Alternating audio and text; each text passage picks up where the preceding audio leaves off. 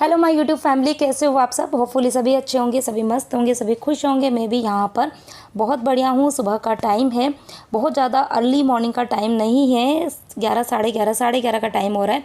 खाना मैंने बना दिया है। जेंट्स सब खाना खा के चले गए हैं शॉप पर और बच्चे भी स्कूल गए हैं। कुछ देर में दोनों जने आने वाले हैं और मेरा खैर अभी खाना खाना बाकी है क्योंकि मेरा आज फास्ट है।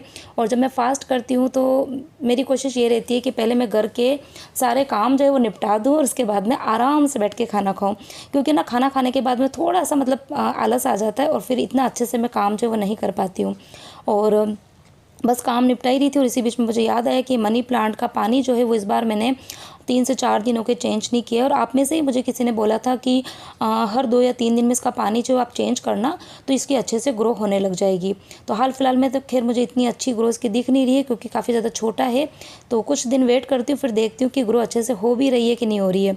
तो किचन के अंदर अभी थोड़ा काम मैंने कर दिया, थोड़ा बाकी है। और एक बार मैं फटाफट से बाहर की जो क्लीनिंग है उसका काम करूँगी क्योंकि कुछ दिन में फिर बच्चे आ जाते हैं ना, तो फिर ये बाहर की क्लीनिंग जो वो मेरी रही जाती है।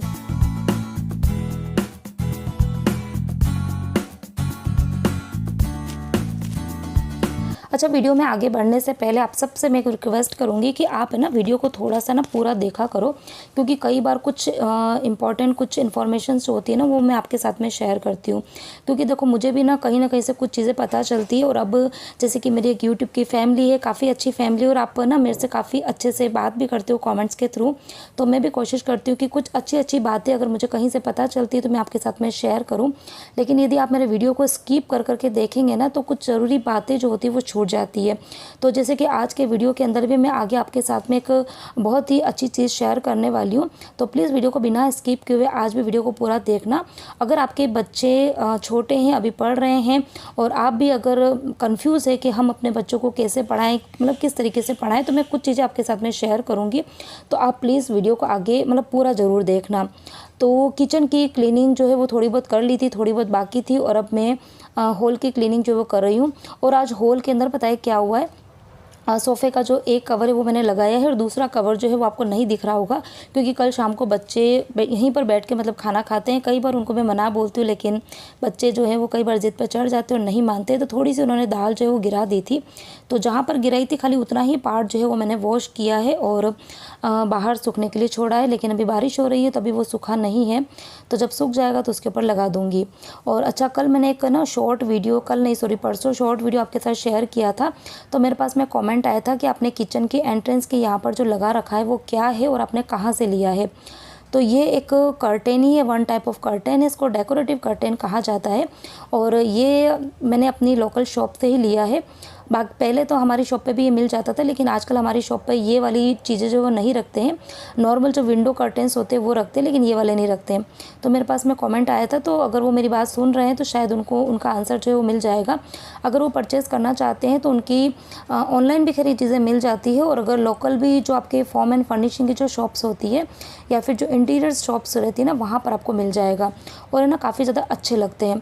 मैंने ये बीड्स वाले लगाए हैं गोल्डन कलर के, बाकी इसमें काफ़ी कलर्स के आते हैं। गोल्डन कलर भी आता है, सिल्वर कलर भी आता है, मल्टी कलर के भी मिल जाते हैं और इसके अलावा ना थ्रेड वाले भी मिलते हैं। तो थ्रेड वाले मैंने भी देखे थे लेकिन फिर मुझे लगा कि शायद थ्रेड जो होता है वो कॉटन का ही होता है और रोज़ उनकी क्लीनिंग नहीं हो पाएगी, वो गंदे हो जाएंगे। तो फिर है ना जैसे गंदे होते तो उनकी शाइनिंग जो है वो कम होने लग जाती है। तो इसके लिए मैंने ये बीड्स वाले लिए थे और इनकी क्लीनिंग जो है वो काफ़ी मतलब फटाफट से हो जाती है।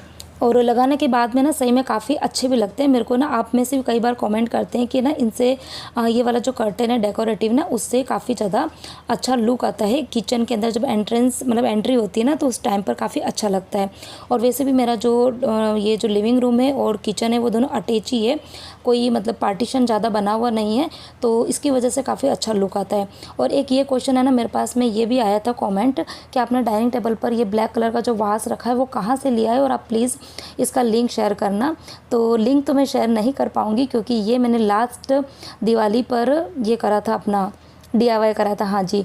और डीआईवाई जो है ये भी मैंने अपनी पुरानी एक अचार की बॉटल थी, इसके अंदर मैं अचार ही डालती थी, लेकिन काफ़ी ज़्यादा बड़ी है ये बॉटल और इतना अचार कोई खाता नहीं है, तो ये ऐसे ही पड़ी हुई थी बॉटल। तो लास्ट दिवाली पर मैंने सोचा कि इसको फेंकने के बजाय इसको डीआईवाई की जाए।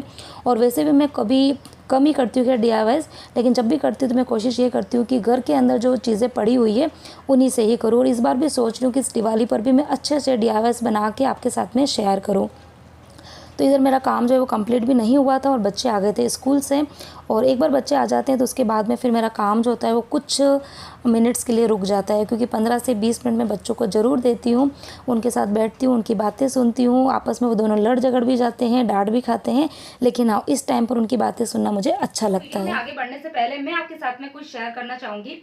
वैसे मेरे दोनों बच्चों के जो टर्म एग्जाम्स है वो फिनिश हो गए हैं, बच्चों का एग्जाम का रिजल्ट भी आ गया है, लेकिन कुछ टाइम बाद में बच्चों के ओलंपियाड के एग्जाम्स आने वाले हैं, क्योंकि मैंने दोनों ही बच्चों का मैथ्स का और साइंस दोनों का ही ओलंपियाड के लिए फॉर्म फिल किया है, जो नवंबर दिसंबर तक एग्जाम होते हैं। लेकिन मैं तब तक वेट नहीं करती हूँ कि बच्चों के एग्जाम्स आए और उस टाइम पे मैं प्रिपरेशन कराऊँ, क्योंकि उस टाइम पर बच्चों के स्कूल के एग्जाम्स और ये सब भी होते हैं। तो ये सबसे बेस्ट टाइम होता है कि बच्चों को जो भी हमने एक्स्ट्रा ऑर्डिनरी एग्जाम के लिए जो फॉर्म फिल किए, तो आप पहले से ही बच्चों के एग्जाम की प्रिपरेशन स्टार्ट कर दो। तो मैंने तो अपने बच्चों के ओलंपियाड एग्जाम की प्रिपरेशन जो है वो अभी से ही स्टार्ट कर दी है।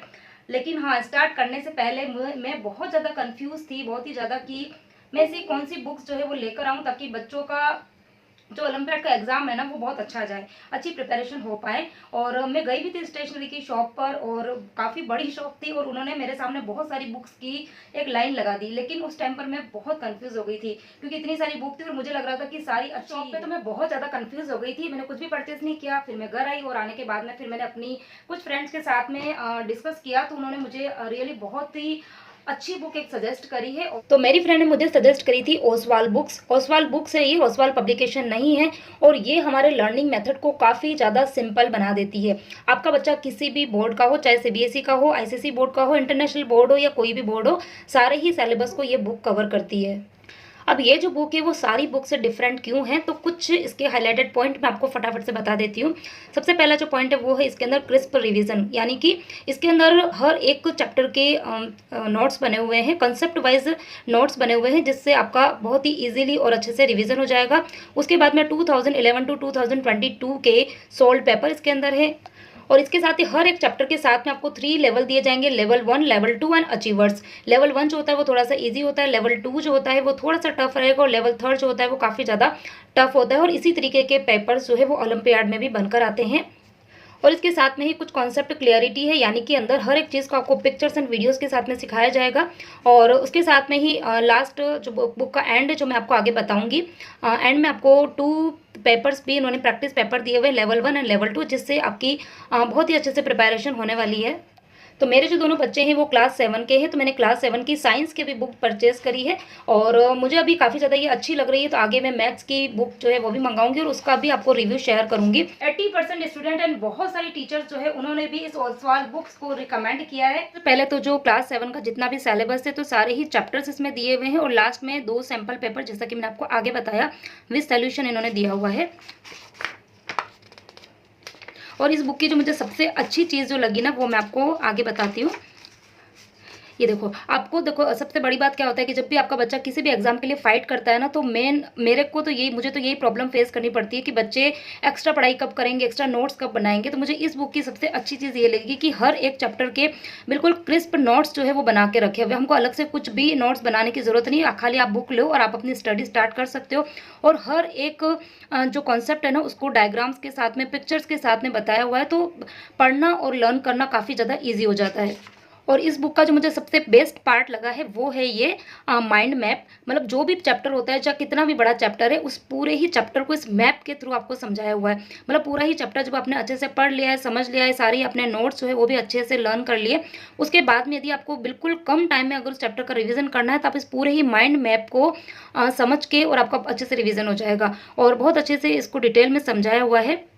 और हर चैप्टर के अंदर जो कुछ भी एक्स्ट्रा फैक्ट्स वगैरह है, कुछ अमेजिंग फैक्ट्स करके देखो इन्होंने बॉक्स बना के रखा है, तो ये भी इन्होंने दिए हुए हैं। और हर एक चैप्टर के साथ में आपको इस तरीके के QR कोड जो है वो दिख जाएंगे। देखिए यहाँ पर भी इन्होंने QR कोड दे रखा है, यहाँ पर भी QR कोड दे रखा है। तो इसको आप स्कैन करके ये जो जैसे कि यहाँ पर इन्होंने QR कोड दिया हुआ है ना, तो ये इन्होंने जो चीज़ समझाई हुई है इस कॉन्सेप्ट से रिलेटेड यहाँ पर QR कोड दे के रखा है। अगर कोई बच्चा होता है जो सिर्फ पढ़ के अगर नहीं समझ पा रहा है, तो आप स्कैन करके इससे रिलेटेड, जैसे आप स्कैन करेंगे तो इससे रिलेटेड वहाँ पर लिंक ओपन होगा और उस लिंक पर क्लिक करेंगे तो इस चैप्टर से, मतलब ये जो पर्टिकुलर जो कॉन्सेप्ट चल रहा है, जो टॉपिक चल रहा है, इस टॉपिक से रिलेटेड वहाँ पर आपको वीडियो दिख जाएगा। तो कुछ बच्चे होते हैं जो सिर्फ रीड करके भी चीज़ समझ जाते हैं, और कुछ बच्चे होते हैं जो वीडियो देख के समझ पाते हैं। तो आप इसको स्कैन करके उस वीडियो को ओपन करके भी आप बच्चे को अच्छे से सिखा सकते हैं। तो मुझे इस बुक की ये चीज़ जो है वो काफ़ी ज़्यादा अच्छी लगी। तो हाल फिलहाल में तो मैंने सिर्फ साइंस की बुक जो है और साइंस ओलंपियाड की बुक मंगाई है, और वो मैंने मंगाई है अमेजोन से। तो यदि आप भी परचेज करना चाहते हैं, हर एक सब्जेक्ट की आपको बुक जो है वहाँ पर मिल जाएगी, और लिंक जो है वो मैंने अपने डिस्क्रिप्शन बॉक्स में दिया है, तो आप जल्दी से चेकआउट कीजिए। और इसके अलावा अभी मैंने ये जो मैथ्स है ना उसकी भी बुक मंगाई है, और जब वो आएगी तो मैं उसका भी आपको रिव्यू शेयर करूँगी। और आप अपने फ्रेंड्स में, फैमिली में अगर किसी के भी बच्चे ओलंपियाड के लिए या किसी भी एग्जाम के लिए फाइट कर रहे हैं तो आप शेयर भी कर सकते हैं। तो अच्छी बुक है, मुझे काफ़ी अच्छी लगी थी, तो मैंने सोचा कि मैं अपनी यूट्यूब फैमिली के साथ में भी शेयर कर लूँ, ताकि अगर आपके भी घर में छोटे छोटे बच्चे हैं, आप भी यदि कोई भी एग्ज़ाम वगैरह फ़ाइट करवा रहे हो, और अगर नहीं भी करवाते हो ना, तो नॉर्मल अगर कोई जो आपके बच्चे जिस भी बोर्ड में पढ़ते हैं ना, तो आप ये वाली बुक जो है वो परचेज़ करके आप अपने बच्चों को और भी अच्छे से पढ़ा सकते हैं। तो चलिए अभी फटाफट से फिर से लग जाती हूँ काम पर। दोनों बच्चों को मैंने खाना दे दिया था, दोनों बच्चों ने खाना खा लिया है, और अभी वो दोनों आपस में बस पता नहीं बातें कर रहे हैं, लड़ झगड़ रहे, जो भी कर रहे हैं। और अब मैं किचन की जो गैस स्टोव जो है वो, और उसको वो वाला जो काउंटर टॉप है वो तो मैंने क्लीन कर दिया था पहले ही।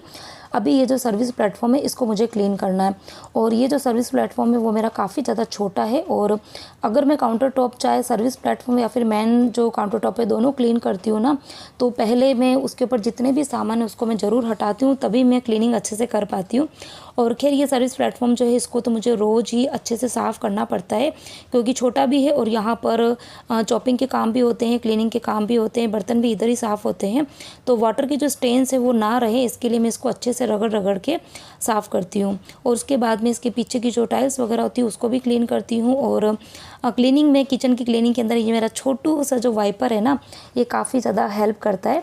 और ये वाइपर अभी कुछ दिन पहले मैं मॉल गई थी, तो वहाँ पर एक नई शॉप लगी थी मिस्टर DIY, तो वहीं से मैं ये शायद 80 या 85 रुपए का कुछ लेकर आई थी। काफ़ी ज़्यादा अच्छा लगा, छोटा सा है और काफ़ी मुझे अच्छा लगा था, क्यूट सा।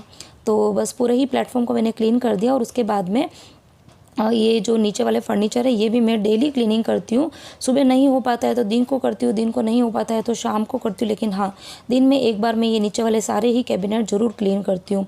तो वैसे तो मैं अपना जो ये DIY क्लीनर है उससे क्लीन करती हूँ, लेकिन आज मुझे ये जिसके जो हैंडल्स हैं ना, ये पता नहीं शायद स्टील के बने किसके बने हुए हैं, तो ये मुझे काफ़ी ज़्यादा ख़राब दिख रहे थे। तो मैंने थोड़ा सा जो बर्तन साफ़ करने वाला स्क्रबर होता है उसके ऊपर डिश वॉश जेल डालकर उसे हल्के हल्के हाथों से रब करके क्लीन किया, तो काफ़ी अच्छे चमक जाते हैं हल्की फुल्की क्लीनिंग से ही। तो बस इस तरीके से सारे ही जो कैबिनेट से नीचे के वो मैं क्लीन करूँगी।